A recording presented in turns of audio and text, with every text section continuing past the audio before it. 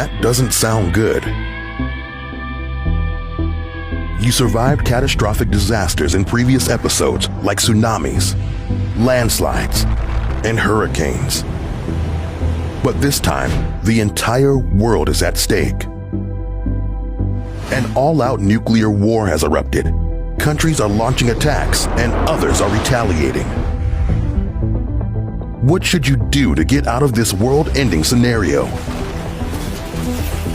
Get inside, because here's how to survive a nuclear apocalypse.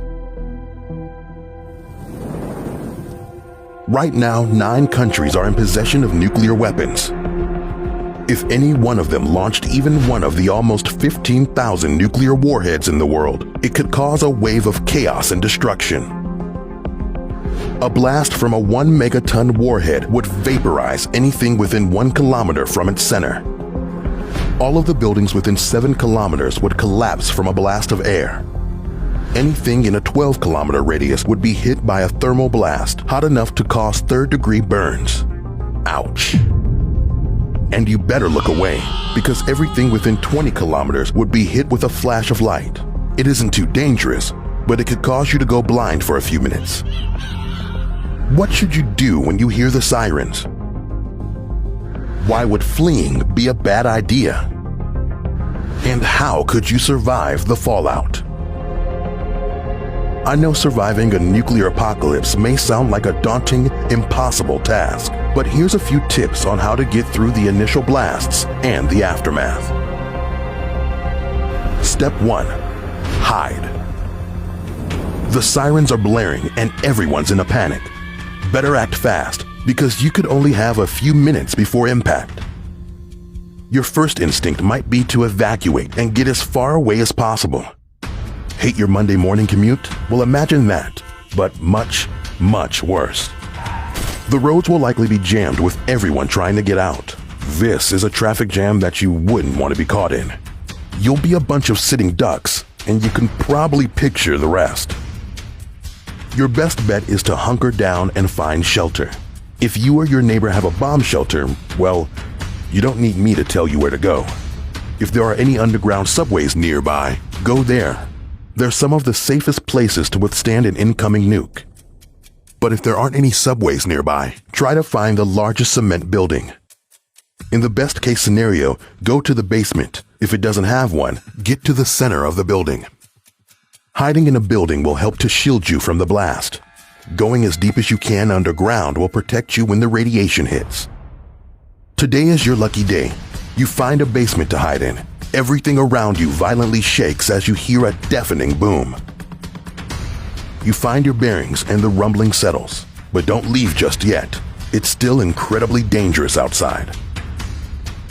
Step 2. Wait it out.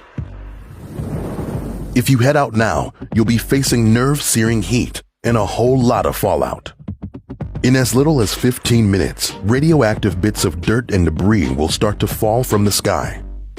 Soon enough, everything outside will be covered in irradiated dust. Coming in contact with this stuff can quickly induce radiation poisoning, which is a terrible way to die. Try to stay inside for at least 72 hours. After that, it will be safe for you to venture out. While you're in there, stockpile any packaged food, bottled water, and first aid supplies that were left inside the building. And make sure you don't eat anything that was outside and unpackaged during the blast. As hungry as you might be, that radioactive shrimp probably won't taste too good. You turn on your phone to call for help, but the internet and your phone service is knocked out. You can't stay here forever. It's time for you to explore this new radioactive world. Step 3. Look for information. You take a step outside. The world you once knew is now a wasteland. But don't stop and stare too long. Time is of the essence. The longer you're in contact with radioactive material, the more it will affect your body. Search nearby buildings for a radio. It's crucial to get information in a time like this. You could find help, learn where the shelters are, or figure out if there will be any more attacks. The radio hisses and crackles. Dead air. Step 4. Search for others. You can't depend on world leaders to get through this. You're going to have to rely on yourself and the help of others. While you're searching the nearby buildings, call out for other survivors.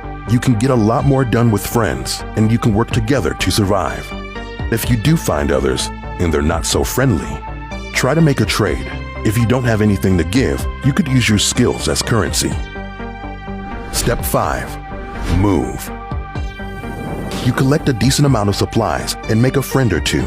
Now you should consider traveling somewhere with warmer temperatures. A large amount of the ash and soot from the blast will be injected into the stratosphere, potentially blocking out the sun. Working on your tan will be the least of your worries. Temperatures around the world could drastically drop. Move away from the north, where it'll reach freezing temperatures during the nuclear winter. You and your group of survivors journey safely to the south.